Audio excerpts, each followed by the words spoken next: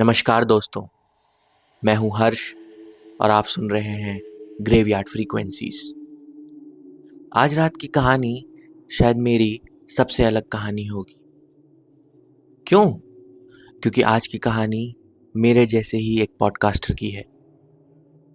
ऐसा महसूस होता है कि कहीं मैं भी इस कहानी का हिस्सा ना बन जाऊं। विक्रम एक मशहूर पॉडकास्टर था। हर रात वो अपने स्टूडियो में डरावनी कहानियां रिकॉर्ड करता था। उसका स्टूडियो एक पुराने बिल्डिंग के बेसमेंट में था, शांत और बिल्कुल तन्हाई वाली जगह, जो उसके पॉडकास्ट के लिए परफेक्ट थी। लेकिन उस रात सब कुछ अलग था। विक्रम ने अपनी कहानी शुरू की।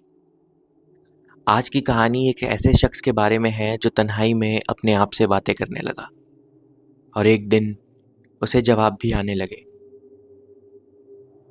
लेकिन जैसे ही उसने पहली लाइन बोली, माइक से एक अजीब सी आवाज आई। क्या तुम मुझे सुन सकते हो? विक्रम रुक गया।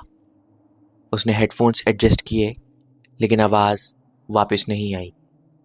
वो हंसा और बोला, शायद सिस्टम ग्लिच होगा, चलिए वापस शुरू करते हैं। लेकिन जैसे ही उसने दोबारा बोलना शुरू किया, स्टूडियो की लाइट्स हल्की सी फ्लिकर करने लगी। पहले तो उसने इसे इग्नोर किया, लेकिन फिर एक आवाज सुनाई दी, जैसे कोई उसके स्टूडियो के दरवाजे को खरोच रहा हो। विक्रम ने अपने हेडफोन्स उतारे और दरवाजे की तरफ देखा। कौन है वहां? उसने जोर से पूछा, लेकिन कोई जवाब नहीं आया। दरवाजा बंद था और बिल्डिंग में कोई और नहीं था। तभी माइक से फिर एक आवाज आई। इस बार ज्यादा साफ थी। कहानी सिर्फ तुम्हारी नहीं है विक्रम। विक्रम का दिल तेजी से धड़कने लग गया। उसने माइक को ऑफ कर दिया, लेकिन आवाज फिर भी सुनाई दे रही थी। उसका डर बढ़ने लगा।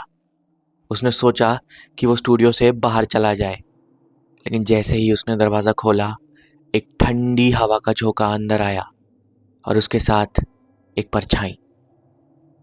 वो परछाई एक शक्ल लेने लगी, विक्रम की शक्ल। तुम्हें लगा तुम कहानियां सुनाते हो? उसकी आवाज़ बिल्कुल विक्रम जैसी थी। अब मैं तुम्हारी कहानी लिखने आया हूं। और उसके बाद पूरे स्टूडियो में अंधेरा छा गया और अगले दिन स्टूडियो से विक्रम की लाश बरामद हुई। उसकी मौत दिल के दौरे से हुई थी, लेकिन कोई भी इस बात से सहमत नहीं था, क्योंकि विक्रम 25 साल का एक स्वस्थ इंसान था और इस उम्र में दिल के दौरे से मरना आम बात नहीं थी। उस रात के बाद कोई विक्रम के स्टूडियो में वापस नहीं गया। उसका इक्विपमेंट आज भी वहाँ बंद पड़ा है। लेकिन एक अजीब बात है, हर रात जब वो स्टूडियो सुनसान होता है, लोगों ने कहा है कि उस स्टूडियो से अब भी एक आवाज़ आती है और वो आवाज़ बोलती है, मेरी कहानी सुनोगे? शायद कुछ कहानियाँ सिर्फ सुनाने और सुनने के लिए नहीं होती, बल्कि जीने के लिए होती हैं। मिलेंगे अगले एपिसोड में एक और डरावनी कहानी के साथ। तब तक अपना ध्यान रखिए और चैन से सोइएगा, अगर आप सो सके तो।